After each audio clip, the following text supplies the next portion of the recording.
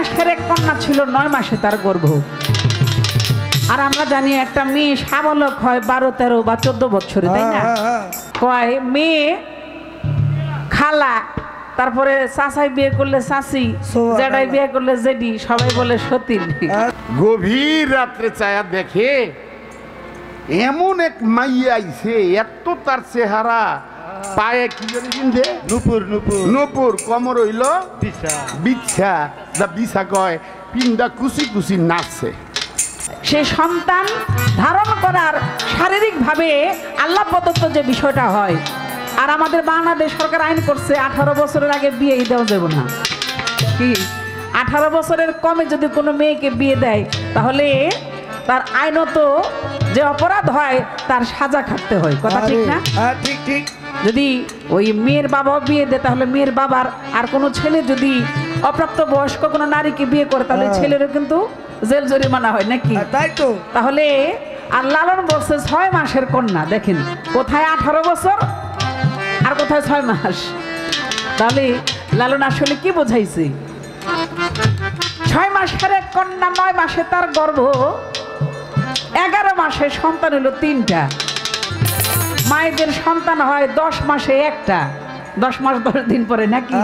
যদি কারো শারীরিক সমস্যা থাকে, অনেকের 7 মাসেই ওই এখন আবার নতুন একটা সিস্টেম বের হয়েছে সিজার নাকি, এই কাইটা কুইটা বাইর করে আলায়, আবার এর মধ্যে রাখে, এই তাপ টাপ দিয়ে তারপরে চোখ ফুটায়, তাই না? তাহলে মায়েদের সন্তান হয় 10 মাস 10 দিনে একটা, আর লালন কয় 11 মাসে 3টা সন্তান। তার মধ্যে কোনটাই করবে? ফকিরি। এরপরে বলছে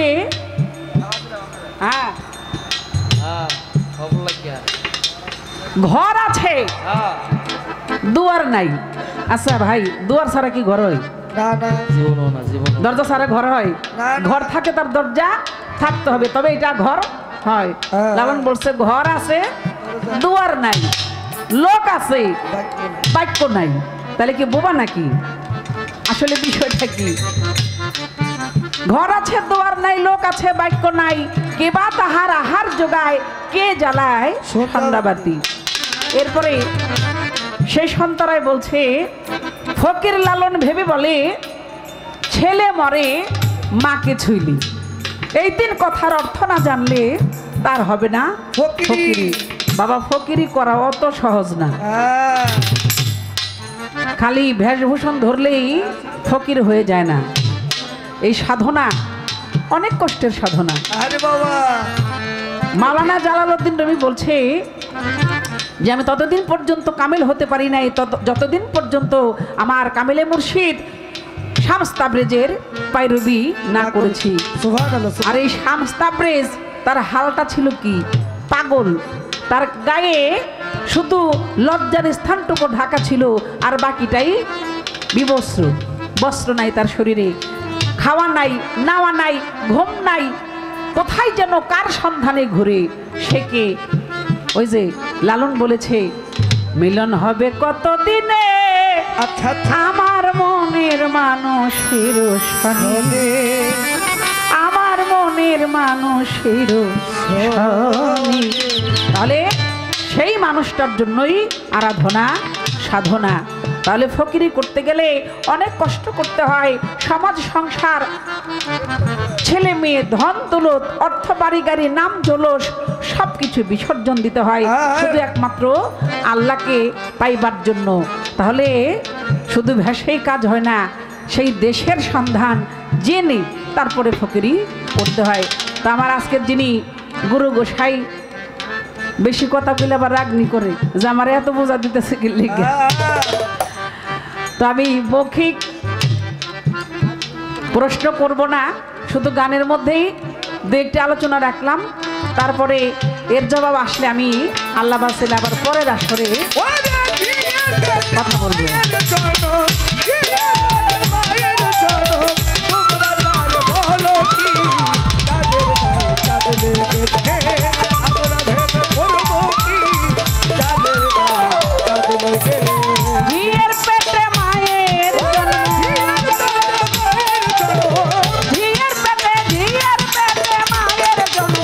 তোমরা করে বলো কি চাঁদের গায়ে চাঁদ লেগেছে আমরা ভেবে করব কি চাঁদের গায়ে চাঁদ লেগেছে আমরা ভেবে করব কি চাঁদের গায়ে চাঁদ লেগেছে আমরা ভেবে করব কি চাঁদের গায়ে চাঁদ লেগেছে।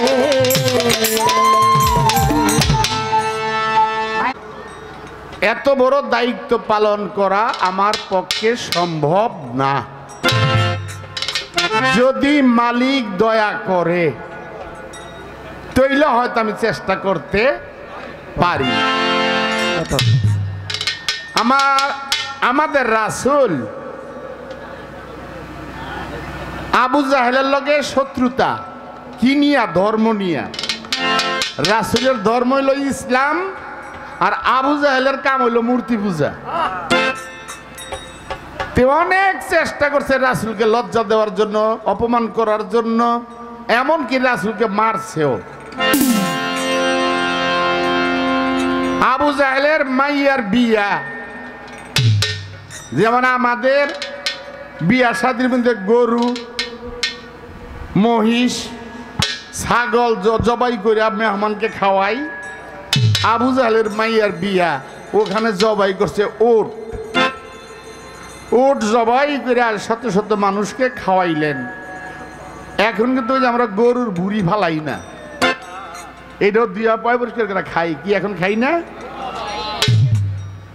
আরে কিছুদিন আগে দেখা গেছে গরুর ভুঁড়ি মানুষ খাইতো না, ফালাই দিত। এখন ওই বুড়ি মনে করে চামড়াও ছিলা খায়। আবু জাহেলের ওই উটের ভুঁড়ি ফালাই দিছে, উট জবাই করে মাংস টাংস দিয়ে মেহমান টেহমানকে খাওয়াইছে, আপ্যায়ন করছে। ওই রাস্তা দিয়ে আমার রাসূল যায়। তো তখনকার যুগে নামাজ ছিল মাত্র 2 ওয়াক্ত, সকালে 2 রাকাত শুকরানা আর বিকালে 2 রাকাত শুকরানা। এই পাঁচেখানা 5 ওয়াক্ত নামাজ তখন ছিল না। রাসূল যা রাস্তা দিয়ে যাইতেছে, বিকাল হয়ে গেছে, 2 রাকাত শুকরানা নামাজ পড়বে। নামাজে দাঁড়াইছে, দাঁড়াইয়া রুকুতে গেছে। রুকুতে যে উনি সেজদায় গেছে, তার পাশে আবু জাহেলের কিছু পোলাপান, যুবক পোলাপান। একটা সুযোগ পাইছি। কি কই দেওয়াস না মোহাম্মদের সেজদা দিছে? কহ ওই যে পাশে উটের ভুঁড়িগুলো আছে না, 3-4 জন হেসে না কান ধরে ফেলাই দিই। রাসূল তো সেজদায়, ঠিক 3-4টা যুবক পোলাপান, আবু জাহেলের পোলাপান, ওই পাশ থেকে উটের নারী বুড়ি হেসে আই না আমার রাসূল সেজদা অবস্থায় রাসূলের গাড়ির উপরে ফেলাই দিছে। আমি হাদিস দিয়ে বলছি, হাফেজ মাওলানা কারীরা শুনতে পারেন কথাগুলো। রাসূলের কাঁধের উপরে ফালাই দিল, রাসূল আর সেজদা তুলতে পারতেছে না। দইরা যায় মা ফাতেমার কাছে খবর কইল, এক লোক, মা আপনি বাসায় বয়া রইছেন, রাসূল নামাজ পড়তে গিয়ে আবু জাহেলের লোকে উটের নারী বুড়ি হুজুরের উপরে ফালাই দিছে। পাগল বেশে মা ফাতেমা দৌড়াই আইছে, আয়া দেখে আমার রাসূল সেজদা তুলতে পারে না। মা একাইটাই না, যতটুকু সম্ভব সরাই দেন। রাসূল সেজদা থেকে উঠা 2 হাত তুলে বলে, আল্লাহ তাদেরকে বুঝার মতো শক্তি দান করো, তাদেরকে বুঝার মতো শক্তি দান করো। মাই কয়, বাবা আপনার এত কষ্ট দিল, আপনি তারপরে এই কথা কন? মা ওরা যদি বুঝতো তাহলে এই কাম করতো না। মা আমারে তো আল্লাহ পাঠাইছে ওদেরকে জ্ঞান দেওয়ার জন্য, বুঝাইবার জন্য। আমি অভিশাপ দেব কোন কথায়? সেই রাসূলের উম্মত আমরা। প্রশ্ন করলেন ফকির লালন সাইজির গানের, জিয়ের পেটে মায়ের জন্ম, তোমরা তারে বলো কি চাঁদের গায়ে চাঁদ লেগেছে, আমরা ভেবে করব কি? ভালো কথা তো, জিয়ের পেটে মায়ের জন্ম। আচ্ছা আপনার আমারে জবাব দেন, আমারও মা, আমার বাবারও মা, আমার দাদারও মা, আমার দাদিরও মা, আমার নানিরও মা, আমার বউয়েরও মা। এটা কোন মা? জগৎ ফাতেমা। কি আমার বউয়েরও মা, দাদারও মা, আমারও মা, 14 গোষ্ঠীর মা, যার নাম হলো জগৎ ফাতেমা। আল্লাহও যারে মা ডাকছে, তাহলে সবার মা। এবার আসেন, যদি সবার মা হয়, বিবি খোদেজার কি মা না? রাসূল কার গর্ভে জন্ম নিছে? বিবি হ্যাঁ, রাসূল জন্ম নিছে, মা ফাতেমার জন্ম নিছে কার ঘরে? খাদিজার ঘরে। মা ফাতেমা জন্ম নিছে বিবি খাদিজার ঘরে। তো মা ফাতেমা তো জগতের মা, জগতের মা হইল বিবি খাদিজারও মা। তো মা হইয়া জন্ম নিল কার ঘরে? জিয়ের ঘরে। তো লালন সাজু মিছা কথা কয় নাই, জিয়ের পেটে মায়ের জন্য যে জগতের মা বলে বিবি খাদিজারও মা। ওই খাদিজার মা হইয়াও আবার খাদিজার ঘরে জন্ম লইছে, তাহলে জিয়ের পেটে জন্ম তার হয়েছে। আচ্ছা, তারপরে আসলো 6 মাস না, 6 মাসের এক কন্যা ছিল, 9 মাসে তার গর্ভ হইল, 11 মাসে 3টি সন্তান পেল। কেবা করবে? 1 মাস, 2 মাস, 3 মাস, 4 মাস, 5 মাস, 6 মাস, 7 মাস, 8 মাস, 9 মাস, 10 মাস 10 দিন। কোন কোন মার ঘরে 8 মাসেও বাচ্চা হয়, কোন কোন মার ঘরে 9 মাসে হয়। আমাদের এলাকার কথা কই, 8 মাস হইলে কয় আড়াইয়া,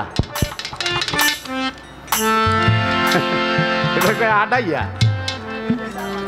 কিন্তু এখানে আইছে ওই মাইয়ার বয়সই 6 মাস, 6 মাসের কন্যা। তাহলে আসলে 6 মাস কি জানেন?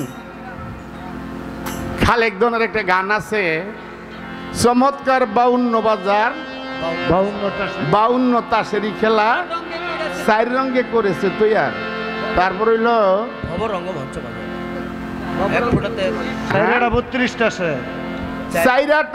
32 তাসে রং খেলায় কুতুব 4 জন, হরেতন রুহিতন আছে, ইস্কাতন আর সিরাতন।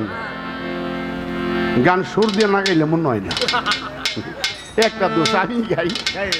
তারপরে আসলো 1 ফোঁটাতে 1 নিরঞ্জন, 2 ফোঁটার সঙ্গে নবী, 3 ফোঁটাতে তার সুরতে বানাইলো আদম ছবি, 4 ফোঁটা হাওয়া বামে, 5 ফোঁটায় পাক পাঞ্জাতনে, 6 ফোঁটায় 6টি রূপে, যে 6 কন্যাই 6 মাস। এই যে ভিতরে 6টা রিপু, এখানে লালন শাহ এই 6 মাসের কন্যা বুঝাইছে। 6টা রিপু আছে না? কাম, ক্রোধ, লোভ, ময়, মদ, মৎসর্য। এই 6টা রিপুরে বুঝাইছে 6 মাসের কন্যা। এবার আসে 9 মাসে গর্ভ। এটার বয়স হই না তো গর্ভ হইতে করতে, 9 মাস এবার গর্ভ কেমনি? এবার আসেন, এই 6টা রিপুকে যে কন্ট্রোল করতে পারে, গুরুর কাছে বায়াত হইয়া আইতে আনতে পারে, তার মধ্যে নববিধা ভক্তি জাগে। অনেক গুরু ধরা লোক আছে, এই 6টা রিপুকে যে আইতে আনতে পারে, সে কন্ট্রোলে আনতে পারে, ওই রিপু আর তারে জ্বালা যন্ত্রণা করার সুযোগ পায় না। কাম, লোভ, ময়, মদ এগুলা নিয়ে আর তারা জ্বালায় না। আর যখন জ্বালাইতে পারে না, এই দেহের মধ্যে জাগে কি? নববিধা ভক্তি। এই যে আসলো 9 মাসের গর্ভ। আরেক বিপদ, 11 মাসে সন্তান হইল 3টা। ফকির লালন শাহ লেখছে, কি মনে করে লালন শাহই জানে। তারপরে আমরা মুরব্বী কাছে যা শুনি তাই ওই বলি। 11 মাসে সন্তান 3টা, তাহলে এনে গেল 6 মাসের কন্যা, এনে আইল 9 মাসের গর্ভ। বাকি থাকে 11 মাসের কয় দিন? 2 দিন। মাস গন্তিব তো 2 মাস, তাহলে এনে 9 মাস, তাহলে আর 2 মাস থাকে বাকি 2 মাস হইলে 11 মাস পুরা হবে। দেহের মধ্যে 2টা রিপু আছে, সুমতি এবং গুমতি। একটাই কইতাছে গুরুর ইবাদত কর, আরেকটাই কইতাছে হেমুরা চুরি করতে যা। ভিতরে 2টা সুমতি গুমুতেছে, একটাই কইতাছে তুই আল্লাহর ইবাদত কর, আরেকটাই কই দুরু এই শীতের দিন কি এর বাইরে যাবি নামাজ পড়তে, থাক। আপনার ভিতর থেকেই ভালো কথাও কয়, আবার খারাপ কথাও ভিতর থেকেই কয়। তাহলে এখানে সুমতি দুমতি 2 জন, আর এখানে কয় মাস? 9 মাস। আর 9 মাসের 2 মাস কয় মাস হইল? 11 মাসে যার পূর্ণ হয়ে গেল তার সন্তান হইল 3 জন, জ্ঞান, বুদ্ধি এবং আধ্যাত্মিক। জ্ঞান, বুদ্ধি, আধ্যাত্মিক। জ্ঞান, যার একটা মুরব্বীর কথা আছে, আক করলে হয় আউলিয়া আর ব্যাক করলে হয় দেওয়াইল্লা। যার আকল আছে, জ্ঞান আছে, ওইটাই ফকিরি করে। তার মধ্যে যোগ করতে হবে আধ্যাত্মিক। আধ্যাত্মিক ক্ষমতা না থাকলে ওই ব্যক্তি আবার কামিলত্ব করতে পারবে না। আর কি জিজ্ঞেস? ও কাকায় যাবার মনে কিছু কষ্ট না নাই, বেশি জিগাইলে জিগাও, তোমার মন চাইলে বুইরা মানুষের কষ্ট দিবা দাও, আমি তোমার কিছু কমু না। এর তোরই না জিগা 2টা জিগায় বইয়া ভরতা, আমি 2টা কথা কইয়া বইয়া ভরতাম। আমি বাবা তোমার কিছু কমু না, তবে তোমার বিবেকে জিগাও কাকারিকে আরাম দিতেছ না কষ্ট দিতেছ। এবার আসেন, ঘর আছে দরজা নাই, মানুষ আছে তার বাক্য নাই, কেবা তাহার আহার যোগায়, কেবা দে সন্ধ্যা। এখানে যদি আমি কোরআনে যাই, আল্লাহর বাণী কোরআনে, আল্লাহর অলিদের কোনো মরণ নাই।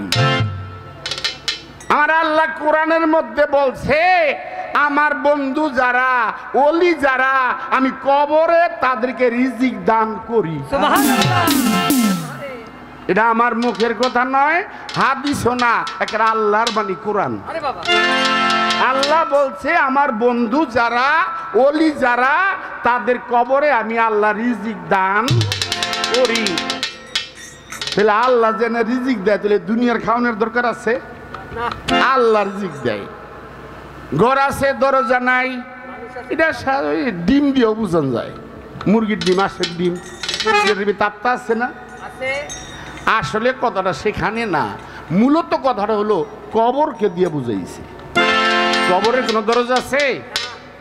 আমি মরলে, এই যে আগে গানটা গেলাম, আমি মরলে তুই কবর না শোয়াই দিব না, কেন ফাঁক রাখবো যে মনের কি চায়, পানি চায় না ভাত চায়, কি ফাঁক রাখবো?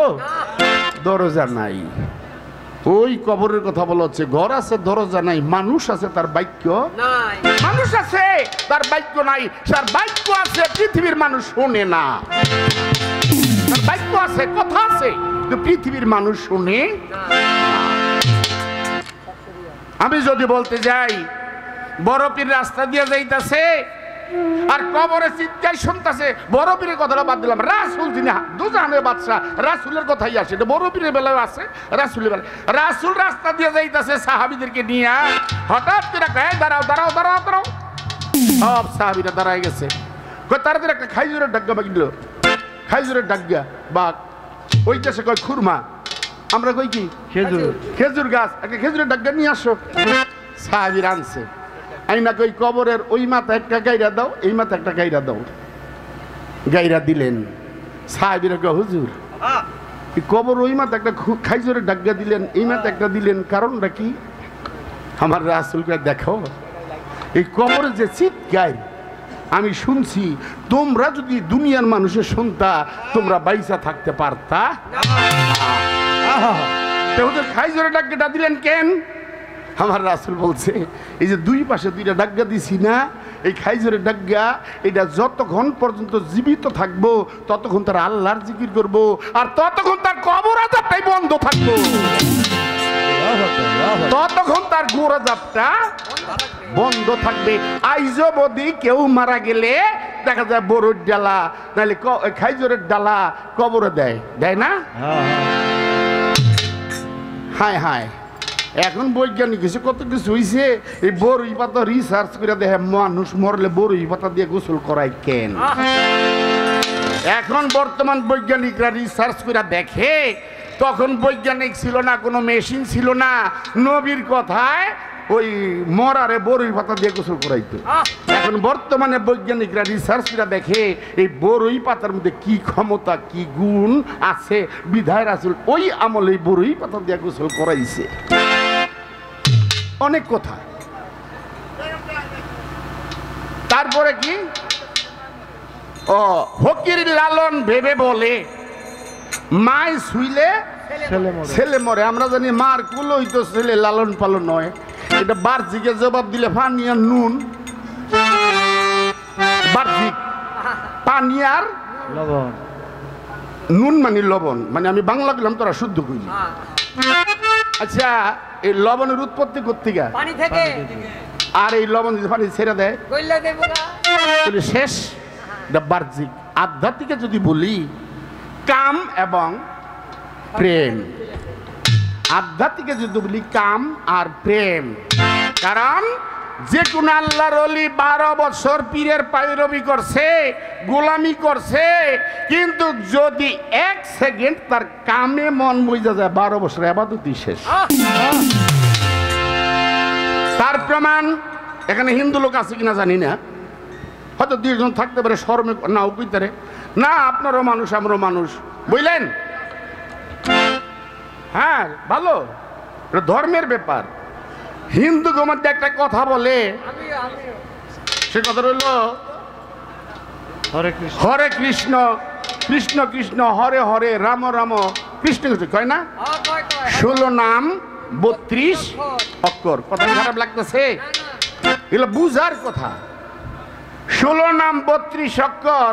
এখানে হিন্দু লোক আছে, আমি তাদেরকে জিজ্ঞাসা করছি, তারা থাকলে এই কথাটা বুঝবো। এখানে কৃষ্ণের নাম পাওয়া যায় 4 বার। এই যে 16 নাম 32 অক্ষরে কৃষ্ণের নাম হইল 4 বার, রামের নাম হইল 4 বার, হরের নাম হইল 8 বার। হর কি কৃষ্ণের চেয়ে বড়? হর কি রামের চেয়ে বড়? তারপরও হরের নাম রইল 8 বার। আসেন, এই হর, এটা মহাভারত। হর একদিন এই 2 পায়ের মধ্যে দড়ি বাইন্দা নিচে আগুন জ্বালায়া ও গাছের মধ্যে পাও বাইন্দা জুইলা রইছে। কইতাছে কৃষ্ণ যতক্ষণ না আসবে ততক্ষণ আমি আর এই রশিও খুলবো না, আগুনও নিবাবো না, দরকার মইরা যামুগা। কৃষ্ণ যদি আমার বাঁচায় তাহলে আমি বাঁচব। 12 বছরের একদিন বাকি। ওই এটা তো কামটা তো করছো জঙ্গল গিয়া, গভীর রাত্রে চায়া দেখে এমন এক মাইয়া আইছে, এত তার চেহারা, পায়ে কি জানি কিনতে নুপুর নুপুর নুপুর, কমর হইল বিছা, যা বিছা কয়, পিন্ডা কুচি কুচি নাচছে। হ্যাঁ, তো যে উপরে পা নিচে মাথা কুচি কুচি নাচে। হায় হায়, অপূর্ব চেহারা। ও হেয়ার হেয়ার সাইডে তাই ঘুরে নাচে, তো ওই উপরে পা বাঁধা। হ্যাঁ, এই তো বুঝছিস ভাব, কোন জায়গায় কি সুর লাগে। হ্যাঁ, লাগে। আরে বান্দা থেকে কইতাছে আমার 12টা বছর হয়ে গেল, কৃষ্ণের পাইম না, তুমি কেন এই গভীর জঙ্গলে? আমি তো তোমার লেগে আইছি। আমার লেগে আইছে? কহ কি আর কৃষ্ণ কৃষ্ণ, তোমার বইলে আমি খুশি। দেখেন 12 বছরে কাম কইতে যেতেছে, ওই পায়ের বান খুলছে, আগুন নিবাইছে, মানে চেহারা দেখা মানে সব বুঝলা গেছে, গেছে জাবরায়া ধরছে। আর যখনই জাবরায়া ধরছে, চাইয়া দেখে কি এর মায়া মায়া স্বয়ং কৃষ্ণ দাঁড়ায় রয়েছে। স্বয়ং কৃষ্ণ দাঁড়াই রয়েছে। হায় হায়, এই তো পায়ে বুঝে গেছে, পাও যে বলছে আর তোর পাও ছাড়ে না। প্রভু আমি ভুল করেছি, আরে বোকা, আমি পরীক্ষা ছাড়া কাউকে ধরা দেই না। তুই 12 বছর আবাদত করলি, কাল লেগা সাধারণ একটা মাইয়ার রূপ দেখা তুই তোর আবাদত নষ্ট হয়ে গেল। দয়ালে যে পাও ধরছে, পাও আর ছাড়ে না। আরে স্যার কয় না, আমি আর ছাড়ুন না। যা আল্লাহু আকবার। গান গায়ে গেছে, কথা এমন কথা কইছে, হ্যাঁ জীবনও শুনি নেই কথা। কয় মেয়ে খালা, তারপরে চাচাই বিয়ে করলে চাচি, জেডাই বিয়ে করলে জেডি, সবাই বলে সতীন। আরে সুবহানাল্লাহ, মাথাটা পরীক্ষা করি। পাগলের জন্মের পাগলই হইব। আল্লাহু আকবার। আর কথাবার্তা ওই রকমই বলতে হবে। তবে এই একটি গান শুনেছিলাম, মায়ে ঝিয়ে সতীন তারা বাপে পুতে হইল ভাই, হইল ভাই। এটা হলো উল্টা পাল্টা, উল্টা দেশের কথাবার্তা। তো বিষয়টা হইল, একটা মানুষের জন্ম হয় মায়ের 4 গোস্ত পুস্ত লৌলম, বাবার 4 হাড় রগ মণি মগজ, আল্লাহর দেওয়া 10টা ইন্দ্রিয় শক্তি। তাই মার 4 বাবার 4 আল্লাহর দেওয়া 10, এই 18 মোকামে মানুষ আমরা খেলছি মায়া রস। তাই যখন নাকি একটা সন্তানের জন্ম হয়, একটা মেয়ের জন্ম হয়, ওই মেয়ের শরীরে কিন্তু বাবার অংশ থাকে, থাকে না? হাড় রগ মণি মগজ। আবার একজন পুরুষের গায়ে কিন্তু মেয়ের অংশ থাকে, কি গোস্ত পুস্ত লৌহ পশম। সেই অর্থে আমার বাবার কাছে মায়ের অংশ আছে, আমার মায়ের কাছে বাবার অংশ আছে। তাই মেয়ের কাছে কিন্তু বাবার অংশ আছে, ছেলের কাছে মায়ের অংশ আছে। এই জন্য বলা হয়েছে যে মায়ে যে সতীন তারা বাপে পুতে হইল ভাই। কারণ ওই যে বাবার বীজে সন্তান ছেলে হয়েছে, ছেলের শরীরে মায়ের অংশ আছে, বাবার অংশ আছে। এই জন্য বাবার অংশটা বাবার হইল ভাই, তাই না? এটা হলো সাধকের কথা। এখন আছেন সতীন। আচ্ছা, একটা পুরুষ যখন 4টা বিয়ে করে, এই যে যারা 4টা বিয়ে করে, 4 জন নারী যদি একটা সংসারে থাকে, ছোট জন, বড় জন, মাইজা জন, সাইজা জন, এরা কি কেউ কাউরে সতীন কয়ে ডাকে না বোন কয়ে ডাকে? বোন কয়ে ডাকে। আপনারা কি বলেন? বোন কয় না? যে বড় বউ ও কয় তুই আমার ছোট বোনের মতো। তো হেইটা হলো মানে মাইজারকে, মাইজার পরে আরেকটা যখন করে, ওই সাইজাটারে আবার মাইজাটা কয় তুই আমার ছোট বোনের মতো, আর ওই সাইজাটা কয় তুমিও আমার বড় বোনের মতো। আবার সাইজার পরে যখন আরেকটা আনে, হেটার নাম হলো ছোট বউ, নাকি? এই ছোট জন সবাই রে বড় আপা কয়ে ডাকি, নাকি? মাইজা আপা, সাইজা আপা, বড় আপা, বড় বোন। ওখানে কিন্তু কেউ করে সতীন কইয়া ডাকে না। তাহলে গুরু শিষ্যের ক্ষেত্রে আমি বলবো, যদি কোনো গুরুর কাছে মায়, খালায়, চাচি যেদিকে মুরিদ হয়, সবাই কিন্তু বই নিয়ে যায়। হত পুষ্টি হইল কেমনে? ওই যে বাবা ডাকে, কথা বোঝেন নাই? পীর বাবা, কথা ঠিক নেই? যার কাছে মুরিদ হয় গুরু, এই গুরুরে সবাই বাবা কয় না? কি মায়ও কয় বাবা, জিও কয় বাবা। যেমন আমি আমার কথা বলি, আমার যে মুর্শিদ কেবলা মঈনুদ্দিন আহমেদ মাঝভান্ডারি মঈন বাবা, আমার যিনি গানের গুরু সোবান সরকার, তাকে আমি বাবা ডাকি। তো আমার এই সোবান সরকারও মঈন বাবাকে বাবা বলছে, আমিও বাবা বলি, আমার সন্তানেরও বাবা বলি। খাজা বাবার কথাই ধরি না, তাই না? খাজা বাবারে সবাই কাল কিয়ামত পর্যন্ত যত মানুষ আইব, যত মানুষ গত হয়ে গেছে, সবাই কিন্তু খাজা বাবারে বাবাই কয়। আর এমনি এটাই নিয়ম যে একজন মুরিদ হইলে গুরুকে বাবা বলে। তাহলে বাবা যদি সবাই কয়, তাহলে এখানে খালায়, তারপরে চাচি, জেডি, মায়, সবাই তো বোন হয়ে যায়, কথা ঠিক না? আর যদি খালু, চাচা, জেডা, বাবাই যদি মুরিদ হয়, তাহলে সবাই তো ভাই হয়ে যায়, গুরু ভাই হয়ে যায় না? কথা ঠিক কিনা? তো সেই অর্থে উনি বুঝাইছে যে সতীন হয়ে যায়। তো আমি তো ওইভাবে বলতে পারি যে তাহলে 4 জনে বাইরে হয়ে যায়, তাই না? তো এই অর্থে, কারণ একজন গুরুর কাছে গেলে তাকে বাবা বলেই ডাকতে হয়। তাহলে খালা, চাচা, জেডি, চাচি, জেডি এরা সবাই বোন হয়ে যায়। কারণ তরিকতের ক্ষেত্রে ওখানে আর চাচি, জেডি, মা এই সম্পর্ক থাকে না, সেখানে হয়ে যায় গুরু দরবারে সবাই গুরু বোন আর গুরু ভাই।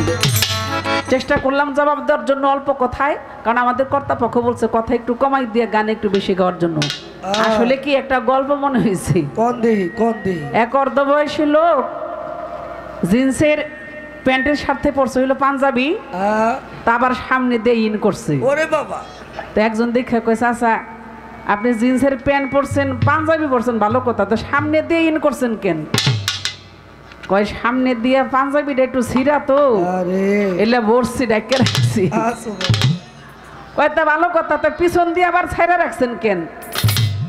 কয় পিছন দিয়ে আবার প্যান্টটা একটু ফাড়া তো, এলে ডাকে রাখছি। আর্কেস্ট্রা আর্কেস্ট্রা। তা আজকে আমাকে গুরু আর শিষ্যের অবস্থা এরকমই সিরা ফাড়া হয়ে গেছে। কথা বুঝেন নাই কি কইতাম রে বাবা, গানের মধ্যে কত কথা আছে।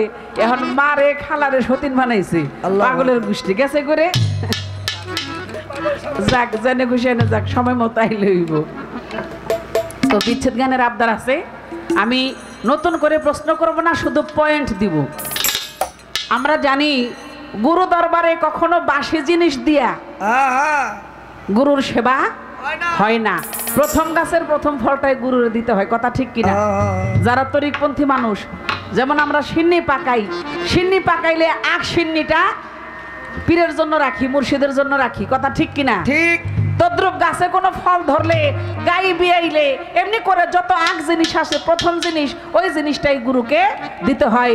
কিন্তু বাবা সানাল ফকিরের একজন ভক্ত, তিনি খুব আবেগ কইরা একটি গান লিখছে যে আমি প্রথম জিনিস দিব, যে প্রথম জিনিস তো দোষ করছি। শব্দ শব্দ গানটা শুনলে বুঝবেন।